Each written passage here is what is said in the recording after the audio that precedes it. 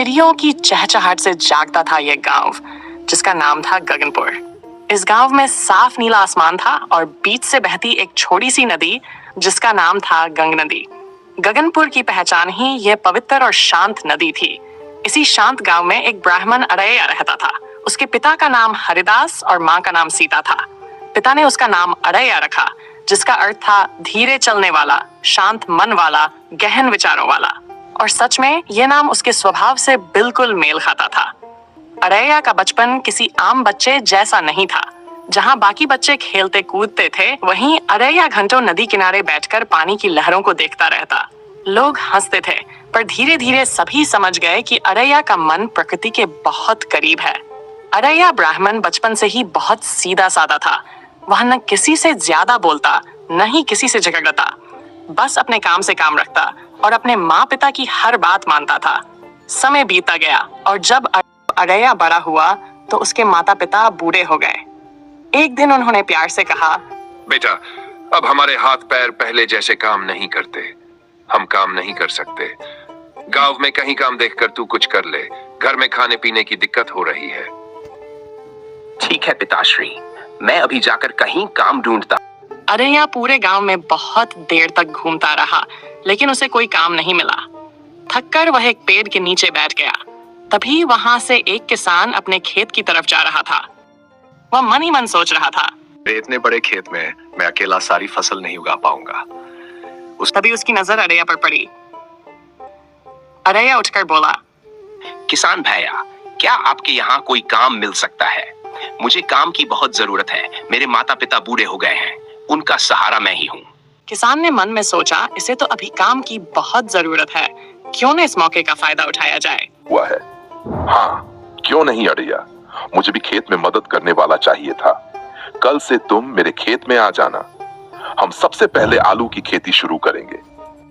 ठीक है भैया, कल सुबह आ जाऊंगा। फिर वह घर गया और अपने माता पिता से बोला, माँ पिताजी, मुझे काम मिल गया। किसान भैया के खेत में काम करूंगा। माता पिता बोले, ठीक है बेटा, मन लगाकर काम करना। सब सो गए। सुबह होते ही अरैया खेत पहुंचा और मेहनत से काम शुरू कर दिया। 3 महीनों तक वह पूरी तन मन से काम करता रहा। फसल तैयार हुई तो खेत में खूब सारे आलू निकले, लेकिन किसान ने चालाकी की। उसने 3 बड़े बोरे आलू तो अपने घर ले लिए और अरैया को सिर्फ 22 किलो आलू देकर कह दिया, बस तुम्हारा हिस्सा यही है। अरैया सीधा साधा था, कुछ नहीं बोला और चुपचाप 5 किलो आलू लेकर घर आ गया। घर पहुंचकर जब माता पिता ने देखा तो चौंक गए। बेटा, इतना कम? ये तो 1 महीने भी नहीं चलेगा। पिता ने पूछा, उस किसान ने कितना अनाज ले लिया? अरैया बोला, 3 बोरे। पिता दुखी होकर बोले, बेटा, उसने तुम्हारे साथ गलत किया है। लेकिन अरैया कुछ नहीं बोला। वह चुपचाप लेट गया और सो गया। तो ऐसे ही अरैया ने मक्के की भी खेती की। फिर उसके साथ वही हुआ। किसान ने 2 बोरे अनाज ले लिया और अरैया को सिर्फ 7 किलो मिला। फिर उसके माँ पिता ने यही कहा, बेटा, इतना काम करके इतना कम। अरैया कुछ नहीं बोला और सो गया। ऐसा ही बहुत बार हुआ। एक दिन अरैया के माँ पिता खुद गए और किसान से मिले। वे बोले, को किसान बाबू, ऐसा मत करो। मेरा बेटा अरैया बहुत सीधा है, वह किसी से कुछ नहीं बोलता। तुम कम से कम इतना अनाज तो दे दो जिसे वह खा सके 3 महीने तक, जब तक दोबारा अनाज न हो जाए। अरैया के माता पिता यही बोलकर गए ही थे, पर वे लोग अपनी गरीबी से तंग आ गए और दोनों का एक साथ देहांत हो गया। अरैया ने जब शाम को देखा कि उसके माता पिता नहीं उठ रहे, बहुत आवाज देने के बाद उसे समझ आ गया कि इस दुनिया में अब उसके माता पिता नहीं रहे।